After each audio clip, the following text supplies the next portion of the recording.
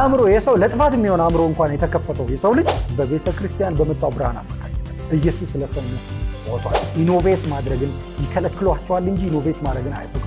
አነቃቂ ንግግር ውስጥ ስትገቡ፣ በዚህ አይነት ዊችክራፍት ልምምድ ውስጥ ስትገቡ፣ ኒው ኤጅ ሙቭመንት ውስጥ ስትገቡ የሰማችሁኝ ነው። በእግዚአብሔር ፊት መታችሁ ጥበብን እንዳትካፈሉ፣ ጥበብን እንዳትቀበሉ፣ ከዛም ደግሞ በህይወታችሁ ብሬክ ስሩ እንዳይሆን አዲስ ነገር እንዳትፈልጉ ነው ፍሬም እያደረጉ ሉጋም እየሰሩላችሁ ያለ። ይሄ ከአጋንንት ነው። ኢየሱስ ግን ይህን ነፃ ለማውጣት መጥቷል። ኢየሱስ ክርስቶስ ሞቷል። ኢየሱስ ክርስቶስ ለሰው ሁሉ አእምሮ ሞቷል።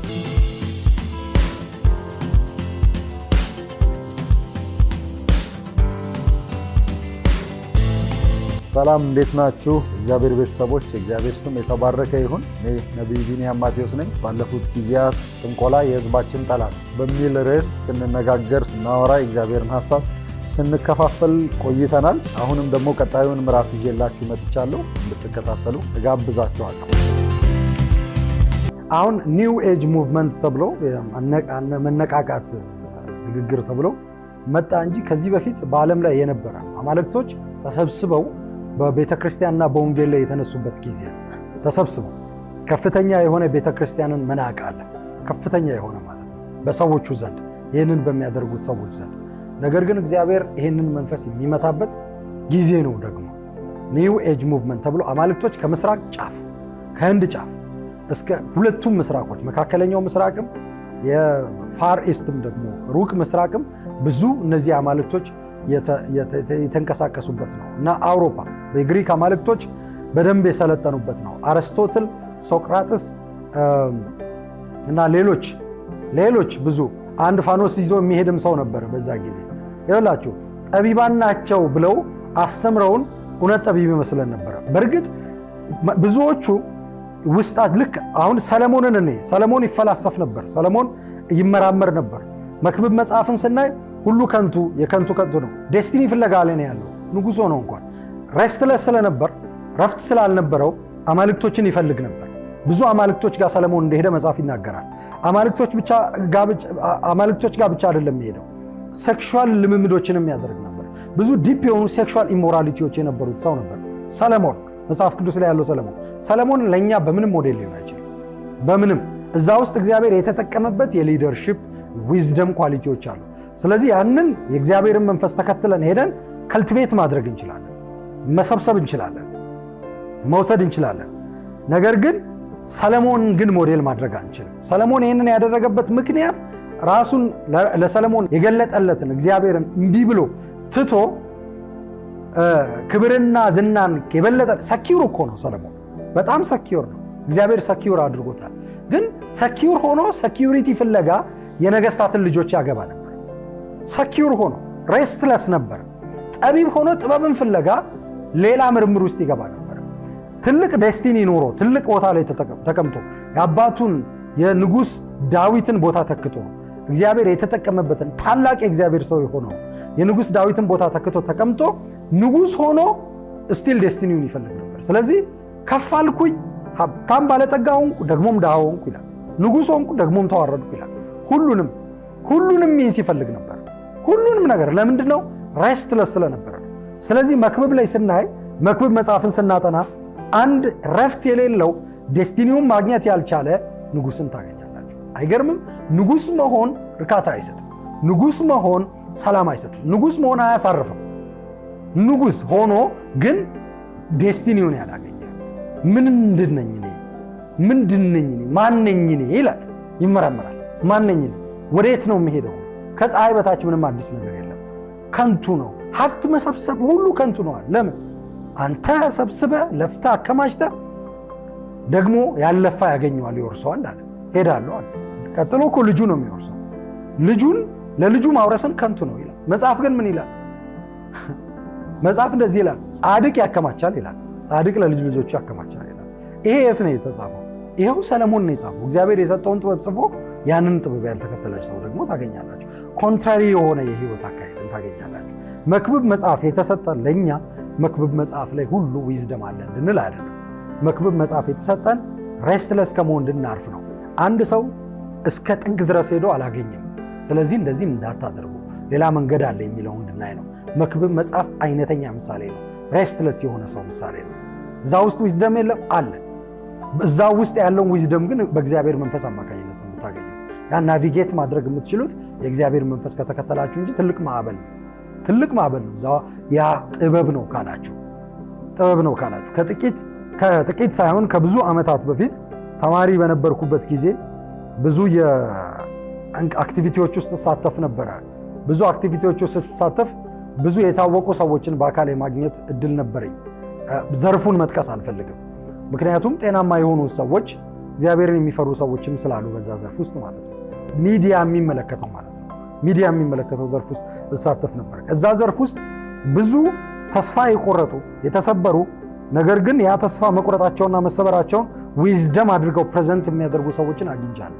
በዚህ በሀገሪቱ ላይ ታዋቂ የሆኑ ኢትዮጵያ ውስጥ ታዋቂ የሆኑ ሰው አንቱ የሚላቸው በአይን ላያቸው የሚፈልጋቸውን ብዙ ሰዎች ማለት ነው። ለ2 ዓመት ያህል ቆይቻለሁ በዛ እንቅስቃሴ ውስጥ።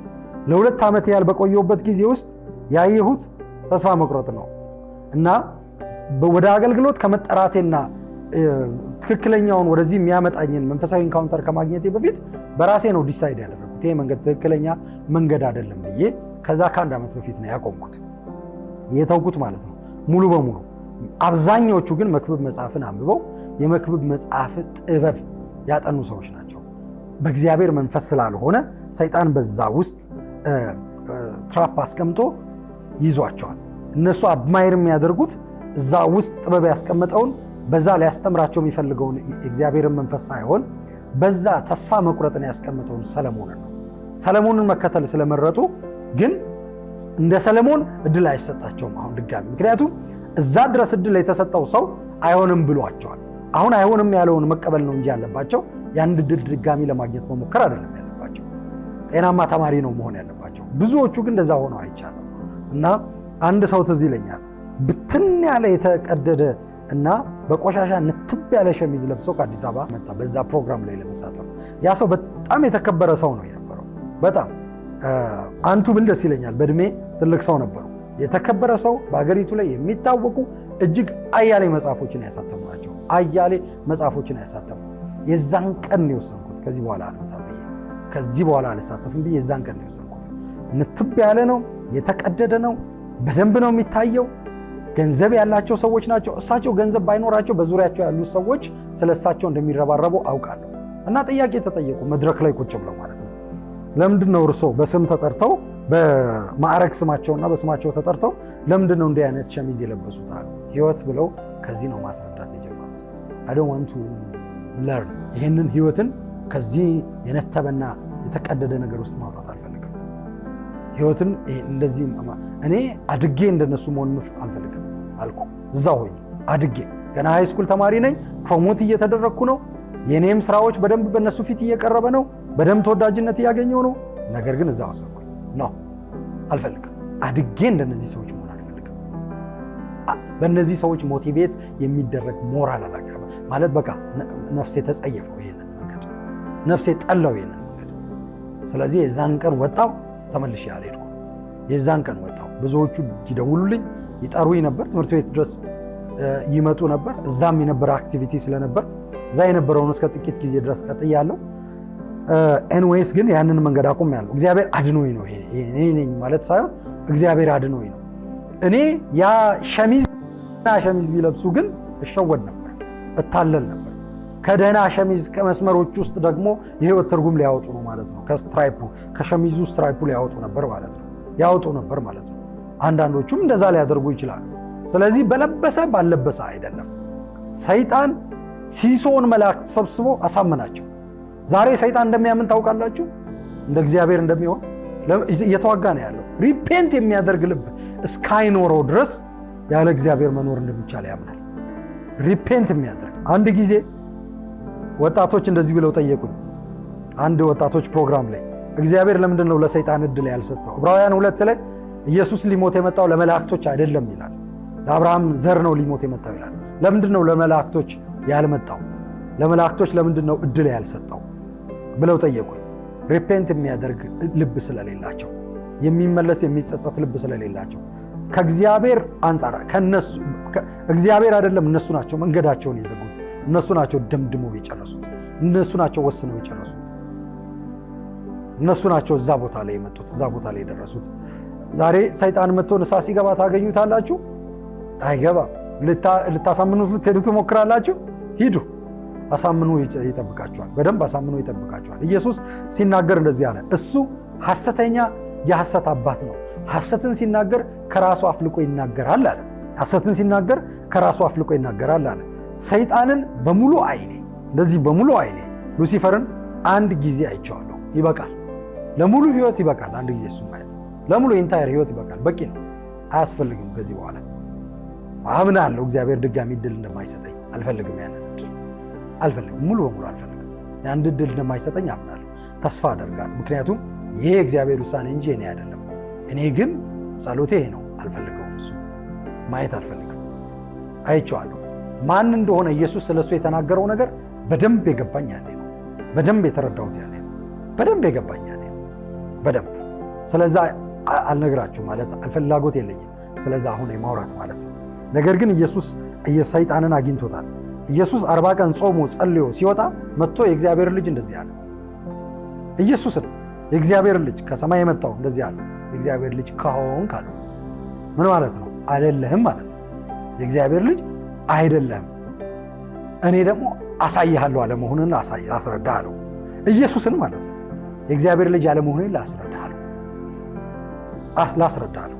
በጣም ውሸታም ነው፣ ሐሰተኛ ነው።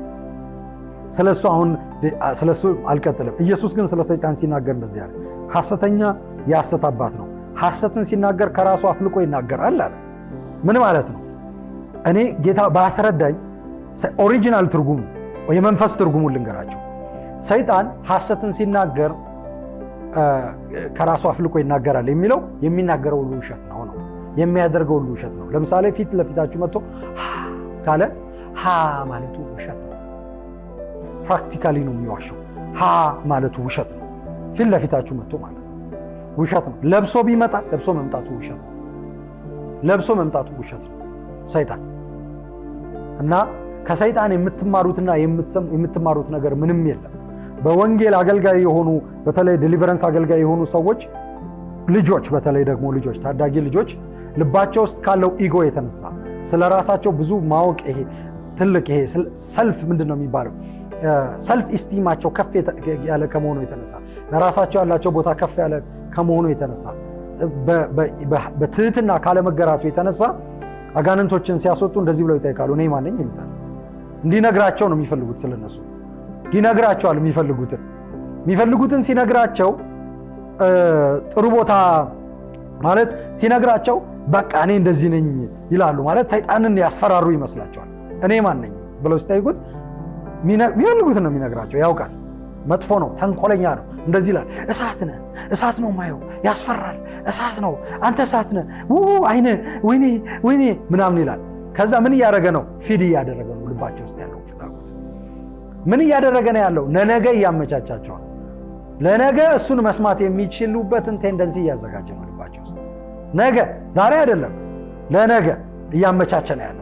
ደጋግሞ ፊድ ያደርጋል። ከዛ በኋላ ቴምፕቴሽን ሲመጣ መቋቋም አይችሉም።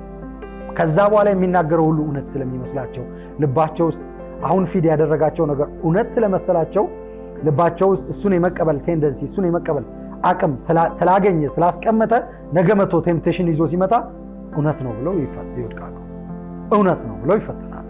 አንዳንድ ልጆች ያጋጥሞኛል። ሰይጣንን በሙሉ አይኔ ማየት ፈልጋለሁ። ሉሲፈርን ማለት ነው። ማነኝ ብለው ሊጠይቁት እኮ ነው። ምን ይላቸው ይመስላችኋል? የእግዚአብሔር ልጅ፣ የእግዚአብሔር ታማኝ አገልጋይ። እሱ ኢየሱስን የእግዚአብሔር ልጅ አይደለም ብሏል። ከዛ በኋላ እናንተ ማን ናችሁ ይላቸዋል። ከሱ ነው ምስክርነት መስማት የምትፈልጉት? እኔ ማንንም ምስክርነት መስማት አልፈልግም እንዳለው እንደ ኢየሱስ ክርስቶስ ነው መሆን ያለባቸው። የማንንም ምስክርነት የሰውን ምስክርነት መስማት አልፈልግም። የማንንም ምስክርነት መስማት አልፈልግም። እሱ ብቻ ስለኔ የሚናገረው እውነት ነው። እግዚአብሔር ስለኔ የሚናገረው እውነት ነው። ያ ነው እውነት። በቃ እሱ በክርስቶስ ያደረገኝ እውነት። በየቦታው ሰብስበዋችሁ ስለእናንተ ይነግሯችኋል። ፖቴንሻል አላችሁ። ሰይጣን ነው የሚያወራችሁ። እሺ ሌላ ልቀጥል። ዘፍጥረት 3 ላይ ይህንን ቃል አንብብላችሁ። ዘፍጥረት 3 ቁጥር 4 እስከ 5 ሰይጣን ሞቲቬሽናል ስፒከር የሆነው ሰይጣን ሔዋንን ሞቲቬት ሊያደርግ መጣ። ይኸውላችሁ ሞቲቬት ሊያደርግ መጣ። እባቡም ሴቲቱን እንዲህ አላት፣ ዘፍጥረት 3 ቁጥር 4 እስከ 5 እባቡም ሴቲቱን እንዲህ አላት፣ መሞት እንኳ አትሞቱም። መሞት እንኳ አሁን ሞት ምን እንደሆነ ታውቃለች ሔዋን? አታውቅም። ሞት አታውቅም። ሲሞት ማንም አይታ አታውቅም። ግን ማታውቀውን ነገር ማመን ነበረባት። እግዚአብሔር ያላት አታውቅም፣ ግን ማመን ነበረባት። ምክንያቱም እግዚአብሔር ነው የተናገረው፣ እውነት ነው። እግዚአብሔር የሚናገረው ነገር የሚያደርገው ነገር ሁሉ ባይገባም እውነት ነው፣ ባታውቁትም እውነት ነው፣ ባትረዱትም እውነት ነው። ካወቅ አመናችሁ በኋላ ግን ወደ መረዳት ወደ ማወቅ ትመጣላችሁ። በዚህ ማወቅ አይጠበቅባችሁ፣ በዚህ ታውቃላችሁ። ስታምኑ ሲናገር እውነት ነው፣ ባይገባም ሞት ምን እንደሆነ አታውቅም። መጣና ግን መሞትን አትሞቱም፣ ሞት እንኳ አትሞቱም። ከፍሬው በበላችሁ ጊዜ ዓይናችሁ እንደሚከፈትና መልካምና ክፉን በማወቅ እንደ እግዚአብሔር እንደምትሆኑ እግዚአብሔር ስለሚያውቅ ነው። አሁን ይሄንን የሚሰማ ሰው እውነት እኮ ነው ማለት መልካምና ክፉን አወቁ እንደ እግዚአብሔር አልሆኑም ልትሉ ትችላላችሁ። መልካምና ክፉን ማወቅ አይደለም እንደ እግዚአብሔር መሆን፣ እንደ እግዚአብሔር መሆን ነው። እንደ እግዚአብሔር መሆን እንደ እግዚአብሔር መሆን ነው። እንደ እግዚአብሔር መሆን ላሳያችሁ። አንድ ወንድም አንድ ነገር በቅርብ አካፈለኝ። ይሄንን ቃል ሲያጠና ይሄን ክፍል ሲያጠና እግዚአብሔር አንድ እውነት አሳየው እና ይሄን ቃል ሲያጠና አሳየኝ እና ይሄን አንድ ወንድም ነው የነገረኝና ያንን ከሱ እንደሰማው ልንገራችሁ። እኔ እግዚአብሔር የነገረኝ ሳይሆን ከሱ የሰማሁት ነው። ግን በጣም ወንደርፉል በጣም አስገራሚ ነገር ነው የነገረኝና ምንድነው የሚለው? እባቡ ያላት በበላችሁ ጊዜ እንደ እግዚአብሔር ትሆናላችሁ ነው። ሲበሉ ግን እርቃናቸውን መሆናቸውን አወቁ። እርቃናቸውን መሆናቸውን አወቁና አፈሩ ይላል። እርቃናቸውን መሆናቸውን ሲያውቁ ለመጀመሪያ ጊዜ ለምን አፈሩ? ምክንያቱም ከዚህ ፊት ሌላ ሰው አይተው አያውቁም። እርቃኑን የሆነ ሰው አይተው አያውቁም። ምን አሳፈራቸው? እንስሳ ሁሉ እርቃን ነው። ደግሞ አራዊቱ ሁሉ እርቃን ነው። ዝም ብሎ በስርዓት ይኖራል። እነሱ እንደሌላው መሆናቸው ለምን ያሳፍራቸዋል? እነሱ ደግሞ ሌላ ሰው አላዩም። እነሱ ናቸው። የለበሰ ሰው አይተው አያውቁም ማለት ነው። የለበሰ ሰው አይተው አያውቁም። የለበሰ ሰው አይቶ ካላወቁ እርቃናቸው መሆናቸው ምን አሳፈራቸው? አንድም የለበሰ የለም በዙሪያቸው። ለምንድን ነው? ልክ ግን እንደበሉ እርቃናቸው መሆናቸውን ሲያውቁ ለመጀመሪያ ጊዜ እንደ እግዚአብሔር እንዳልሆኑ ገባቸው አለ። ለምን? እግዚአብሔርን ሲያዩት ለብሶ ነው የሚያዩት። ሁሉ ጊዜ ሲመጣ ለብሶ ነው የሚመጣው። መጽሐፍ ቅዱስ ስለ እግዚአብሔር ሲናገር፣ ኢሳይያስ ላይ ሲናገር ስለ ልብሱ ይናገራል፣ ስለ ቀሚሱ ርዝማኔ ይናገራል። እግዚአብሔርን በጋርመንት እግዚአብሔርን በልብስ ነው የሚመስለው፣ በልብስ ነው የሚመጣው እግዚአብሔር። ስለ መላእክቶቹ ሲናገር ነጭ ልብስ ይላል አይደል? መጽሐፍ ቅዱስ ነጭም ልብስ የለበሰ መልአክ ይላል። ልብስን ኢንትሮዲውስ ያደረገው ማን ነው? እግዚአብሔር አይደል? እነሱን ከዛ በኋላ ቆዳ ያለበሳቸው እግዚአብሔር መስዋዕት ሰውቶ ማለት እነሱ እንዲለብሱ የሆነ አካል መሞት አለበት። ያንን በግ ያ በግ ማን ነው? ያንን በግ ያ በግ ምሳሌ የክርስቶስ ምሳሌ ነው። ያንን በግ የለበሱት የጸጋ ምሳሌ ነው። የለበሱት ልብስ የዛን በግ ቆዳ ለበሳቸው፣ ነውራቸውን ሸፈነ። እንደነሱ ያን ቆዳ ስለለበሱ እንደ እግዚአብሔር አልሆኑም። ምክንያቱም እንደ እግዚአብሔር መሆን ልብስ ከመልበስ አይጀመርም። ያገብቷቸዋል፣ ያውቀዋል። ነገር ግን ከመልበሳቸው በፊት የሚገርማችሁ እርቃናቸውን ማየት ስለማይችሉ እንደ እግዚአብሔር ነበሩ። ነገር ግን በዋናነት ደግሞ ልብስ ወደሚለብሱበት ቦታ ግን አልመጡም። ያንን ወደዛ የሚመጡት የሕይወትን ዛፍ ሲበሉ ነው። የሕይወትን ዛፍ ፍሬ ሲበሉ ነው። የሕይወትን ዛፍ ፍሬ ስላልበሉ በመዳንና ባለመዳን መካከል ነው ያሉት። አልዳኑምም፣ አልሞቱምም፣ አልወደቁም። ነገር ግን ሞቲቬሽናል ስፒከር የሆነው መጥቶ አታለላቸው። ሞቲቬሽናል ስፒከር የሆነው መጥቶ ተናገራቸው። ትሆናላችሁ አለ። በእግዚአብሔር ላይ ያሳመጻቸው። እንደዛ አድርጎ አላቸው። ከዛ በኋላ ያንን መንገድ እየተከተለ ነው የሰው ልጅ ወደ ጥፋት እየሄደ የመጣው። የሰው ልጅ ወደ አመፅ እየሄደ የመጣው ያንን ጥፋት እየተከተለ ነው። ለጊዜው የሚመስሉ ነገሮችን ልታገኙ ትችላላችሁ፣ ግን ዋናው ስኬት እሱ አይደለም። ዋናው ነገር እሱ አይደለም። ሰይጣን በዋናነት የሰው ልጆች ጠላት ነው። የሰው ልጆች ጠላት ነው። ጥንቆላ የሰው ልጆች ጠላት ነው። ጥንቆላ የህዝባችን ጠላት ነው። ጥንቆላ የሰው ልጆች ጠላት ነው። ችግሩ ከእግዚአብሔር ሐሳብ ያወጣቸዋል፣ ያደነዝዛቸዋል፣ ያላችሁበትን ሁኔታ እንዳትረዱ ያደርጋል፣ እንዳታውቁ ያደርጋል። ይሄ የመጀመሪያው ጅማሮ ነው። ግን አምልኮ ነው የምታደርጉት። ይኸውላችሁ የትኛውም ስርዓት የጥንቆላ ልምምድ ባለበት ሁሉ አምልኮ አለ፣ ዲቤ አለ። ዲቤ አለ፣ ይደበድባሉ። ዲቤ አለ፣ ዘመናዊ ዲቤ ወይም ባህላዊ ዲቤ አለ። ዲቤ አለ፣ መደብደብ አለ ማለት ነው። መደብደብ አለ፣ ሙዚቃ አለ። እነዚህ ቦታዎች ላይ ሄዳችሁ ንግግር ከመደረጉ በፊት ምን አለ? ንግግር ከመደረጉ በፊት አምልኮ ስርዓት አለ። የጃዝ፣ የሙዚቃ፣ የጊታር፣ የድራም፣ የአምልኮ ስነ ስርዓቶች አሉ። ያ ክርስቲያን የሆናችሁ ወይም ደግሞ በጌታ ነን የምትሉ ሰዎች ይላችሁ በጌታ መሆን ጴንጤ መሆን አይደለም፣ ፕሮቴስታንት መሆን አይደለም። በጌታ መሆን በጌታ ውስጥ መሆን ነው። በጌታ ፈቃድ መሆን ነው። በኢየሱስ መሆን ነው። በመንፈስ መመራት ነው። ሮሜ 8ን ሂዱና አጥኑ። በመንፈስ በእግዚአብሔር መንፈስ የሚመሩ እነዚህ የእግዚአብሔር ልጆች ናቸው። በእግዚአብሔር መንፈስ የማይመሩትስ ዳሹን ሙሉት። በእግዚአብሔር መንፈስ የማይመሩትስ ዳሹን ሙሉት ሂዱና እና በዚህ ድርጊት ውስጥ ያላችሁ በማነቃቃት ራሳችሁን እንትን ያላችሁ ይህንን አምልኮ ስርዓት ለአጋንንት እያቀረባችሁ ትውልዱን እያስገበራችሁ ያላችሁ እናንተ ንስሐ ግቡ፣ ውጡ፣ ከዛ ውጡ። የእናንተ ቦታ አይደለም፣ የእናንተ ስርዓት አይደለም። ሌሎቹን ግን አሁን ጦርነት ታውጇል። በጥንቆላ ላይ ኢትዮጵያ ምድር ጦርነት ስለታወጀ እኔ መግለጫዎችን ነው እየሰጡ ያሉት። እስካሁን ድረስ የነዚህ የጦርነት መግለጫዎችን ነው እየሰማችሁ ያላችሁት። መግለጫ ነው እየሰማችሁ ያላችሁት። በመንፈስ እስከ መጨረሻው ድረስ እንዋጋለን። በመንፈስ እስከ መጨረሻው ድረስ እንሄዳለን። ይሄ ትውልድ ነፃ እንዲወጣ በእግዚአብሔር ፊት እንቆማለን። ይሄ ትውልድ ነፃ ይወጣል። እግዚአብሔር ለዚች ምድር ያዘጋጀው በረከት፣ ለዚች ምድር የሰጣት ተስፋ ይፈጸማል። እንዲሁ አይባክንም። በእኛ ዘመን ደግሞ እንዲቀር አንፈቅድም። አይሆንም። ማንም ሃይጃክ እንዲያደርገው፣ ማንም እንዲቀማው አንፈቅድም። ሃይጃክ እንዲያደርገው አንፈቅድም። ማንም የትውልዱን ፖቴንሻል ወስዶ ሞራል የሌለው አቅም የሌለው እንዲሆን አድርጎ እንደ ሸንኮራ መጥቶ ልጣጭ አድርጎ እንዲጥለው አንፈቅድም። በኋላ ላይ ትውልድ ወደ እግዚአብሔር ሲመጣ ሞራል የሌለው አቅም የሌለው በህይወቱ ምንም ሞራል የሌለው ወጥቶ ምንም ማድረግ የማይችል እንዲሆን አንፈልግም። ስለ ሰው አእምሮ ይወላችሁ የሰው አእምሮ የሰው ነፍስ ኢየሱስ ክርስቶስ ሞቶለታል። እዚህ ቦታ ላይ ቅድም እንዳነበብኩላችሁ ዘፍጥረት 3 ላይ ሰይጣን የሰውን አእምሮ ነው አታክ ያደረገው። ፍሬውን ሲበሉ አእምሮአቸው ፍሬው የአእምሮ ፍሬ ነው፣ የአእምሮ መብል ነው ፍሬው። በአእምሮአቸው ነው ከእግዚአብሔር ጋር ያመጹት፣ ከእግዚአብሔር ጋር የተቆራረጡት፣ እግዚአብሔር ድርሻ እንዳይኖረው ያደረጉት። በነፍሳቸው ወደቁ። ለዚህ ነፍስ ለመሞት ነው ኢየሱስ ክርስቶስ የመጣው። ስለዚህ ኢየሱስ ክርስቶስ ከመሞቱ የተነሳ ነፍስ የሰዎች ነፍስ ነፃ ወጥቷል። ኢኖቬሽን፣ ትክክለኛ ኢኖቬሽን የሚመጣው በክርስቶስ ሞት አማካኝነት ነው የመጣው። ይኸውላችሁ ማንም መብት የለው። ዛሬ በቤተ ክርስቲያን አማካኝነት የምትነዱት መኪና፣ የምትሳፈሩበት አይሮፕላን የመጣ ኒውተን ሎ የመጣ ሌሎች ህጎች፣ ሌሎች ስርዓቶች፣ ሌሎች ሜዲካል ሳይንሱ፣ ፊዚክሱ፣ ኬሚስትሪው፣ ባዮሎጂው፣ የኤሮዳይናሚክሱ በሙሉ በክርስቶስ ኢየሱስ ሞትና ትንሣኤ አማካኝነት በቤተ ክርስቲያን አማካኝነት ለዓለም የተሰጠ በረከት ነው።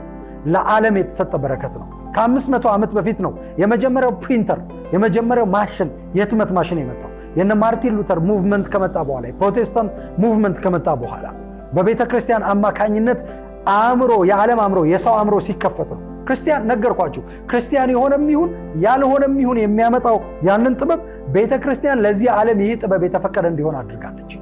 ቤተ ክርስቲያን ስላለች ሰይጣን እንደፈለገ አድርጎ አእምሮን መግዛት እንዳይችል በዚህ ምድር ላይ ሆኗል። ከዚህ የተነሳ ይህንን ክሌም ማድረግ የምትችለው ቤተ ክርስቲያን ናት። የመጀመሪያው ታትሞ በህትመት የወጣው መጽሐፍ ቅዱስ ነው። ከዛ በፊት ለብዙ ሺህ ዘመናት ሰዎች መጀመሪያ በድንጋይ ላይ በአለት ላይ በመቅረጽ ከዛ በኋላ ደግሞ ይሄ ኩኒፎርም ምናምን የምንላቸው ኩኒፎርም ፓፒረስ የምንላቸው የጽሁፍ መንገዶች መጥተው በዛ መንገድ በመጻፍ ከዛ ደግሞ በብራና ላይ ምንድነው ይሄ በዴድ ሲ ስክሮል የምንለው ይሄ በሙት ባህር ጥራዞች በዛ መንገድ በተለያየ መንገድ መጽሐፎችን እየጻፉ ጽሁፎችን እየጻፉ እያጠቀሱ በመጽሐፍ ቀለም በመፍጠር በተለያየ መንገድ እያደረጉ ለብዙ ሺህ ዘመናት በዳዴ ነው ሲመጡ የነበረው፣ በዳዴ ነው። ያም ቢሆን እግዚአብሔር በእስራኤል ህዝብ በሙሴ አማካኝነት ለእስራኤል ህዝብ የሰጠው ጥበብ ሲቪላይዜሽን ወደ ዓለም እንዲገባ ሆኗል። የመጀመሪያው ስትራክቸር ያለው ኪንግደም ያለው ህዝብ የእስራኤል ህዝብ ነው። ይሄም በሲና ተራራ የተቀበሉት ህግና ስርዓት ነው። ህዝቡ ስትራክቸር ያለው ኪንግደም የኖረው። አሕዛብ ወጥቶ ሲመለከታቸው ፈራቸው። ምድረ በዳ ላይ ያለ ገና ኔሽን የሌለው ህዝብ ስርዓት አለ። ጠዋት ተነስተው እንዴት እንደሚያደርጉ ያውቃሉ። የፍርድ ስርዓት አላቸው። የበደለ እንዴት እንደሚቀጡ ያውቃሉ።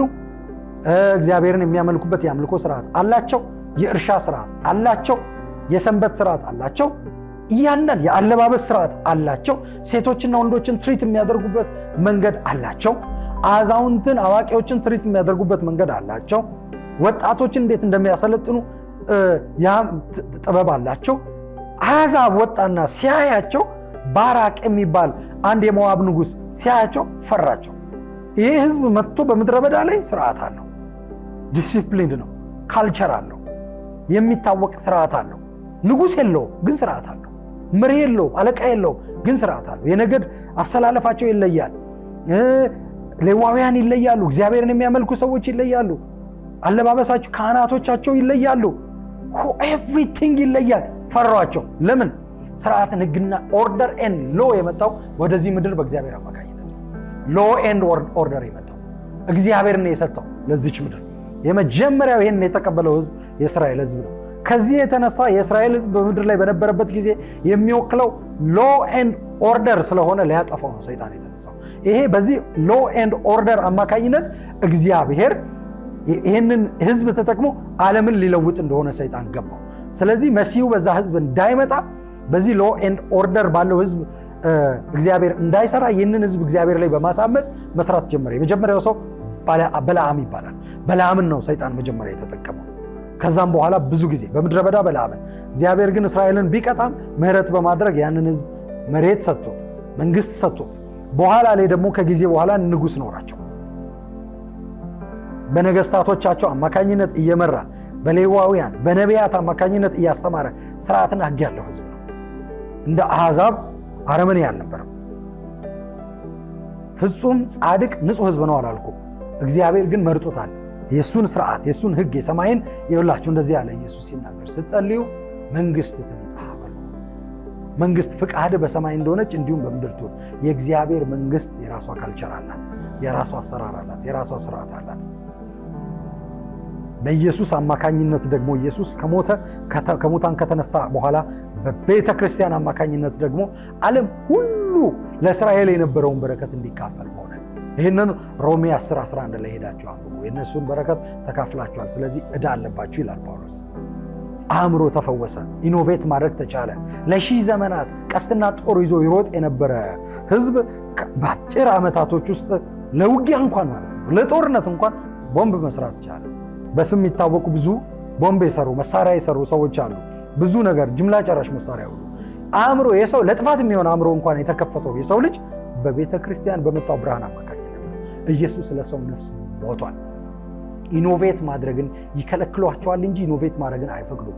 አነቃቂ ንግግር ውስጥ ስትገቡ፣ በዚህ አይነት ዊችክራፍት ልምምድ ውስጥ ስትገቡ፣ ኒው ኤጅ ሙቭመንት ውስጥ ስትገቡ አስታርቴን ነው የምታመልኩት፣ ወይም በዓልን ነው የምታመልኩት፣ ወይም አስታሮትን ነው የምታመልኩት፣ ወይ ሌላውን ነው የምታመልኩት። ሀገር በቀሉን ነው ወይ ኢንተርናሽናሉን ነው የምታመልኩት። ጥንቆላ ነው እያደረጋችሁ ያላችሁት፣ ጥንቆላ ነው። በክርስቶስ አማካኝነት ቤተ ክርስቲያን ነፃ እንድትወጡ ጥሪ ታደርጋለች። ነፃ ውጡ። ኢኖቬት ማድረግ እንዳትችሉ፣ እንዳትመራመሩ፣ አዲስ ነገር በህይወታችሁ እንዳይሆን እንዳትፈጥሩ፣ በእግዚአብሔር ፊት መታችሁ ጥበብን እንዳትካፈሉ፣ ጥበብን እንዳትቀበሉ፣ ከዛም ደግሞ በህይወታችሁ ብሬክ ስሩ እንዳይሆን አዲስ ነገር እንዳትፈልጉ ነው ፍሬም እያደረጉ ሉጋም እየሰሩላችሁ ያለ። ይሄ ከአጋንንት ነው። ኢየሱስ ግን ይህን ነፃ ለማውጣት መጥቷል። ኢየሱስ ክርስቶስ ሞቷል። ኢየሱስ ክርስቶስ ለሰው ሁሉ አእምሮ ሞቷል። የእግዚአብሔር ስም የተባረከ ነው። የሰው ልጅ እግዚአብሔርን እየፈለገ እንደሆነ ፍለጋ ላይ እንዳለ ማሳያ ነው ሃይማኖት። በኢየሱስ ክርስቶስ ውስጥ ማረፍ ነው የእግዚአብሔር ረፍት። በኢየሱስ ክርስቶስ መርካት ነው የእግዚአብሔር ረፍት። ቤተ ክርስቲያንን ይንቃሉ እነዚህ ሰዎች። ሬቬሌሽን ምን እንደሆነ ገብቷቸው አይደለም። እውነተኛው ኢንላይትመንት ያለው ግን በእምነት ነው። ራሳቸውን ኢሉሚናቲ ብለው ይጠራሉ። ራሳቸውን የኢንላይትመንት መሪዎች ወይም ኢንላይትን የሆኑ ብለው ይጠራሉ። አይደሉም። ለዘላለም እንደሚጠፉ ግን አለ። ለዚህ አታላይ ለሆኑ አጋንንቶች አነቃቂ ንግግር በሚል ኒው ኤጅ ሙቭመንት ወጣቱ ተላልፎ እንዲሰጥ ቤተክርስቲያን ከፍተኛ የሆነ ድርሻ ተጫውቷል፣ ሚና ተጫውቷል። የራሷን እሱ የሌለው ነገር ያላቸውን ሰዎች ሰጥቶታል። ያ የግድ እጁ ላይ ሊኖር አይገባም። በፊዚክስ አጋንንት የሚያስወጡ አሉ አለኝ። እያስገቡ ቢሆንስ አልኩት። የዛሬው ትምህርት ይህንን ይመስላል። የሚቀጥለውን ትምህርት ለማግኘት ሰብስክራይብ አድርጉ፣ ሼር አድርጉ፣ የደውል ምልክት ተጫኑ። በቀጣይ ትምህርት እስከምንገናኝ ድረስ ሰላም ቆዩ።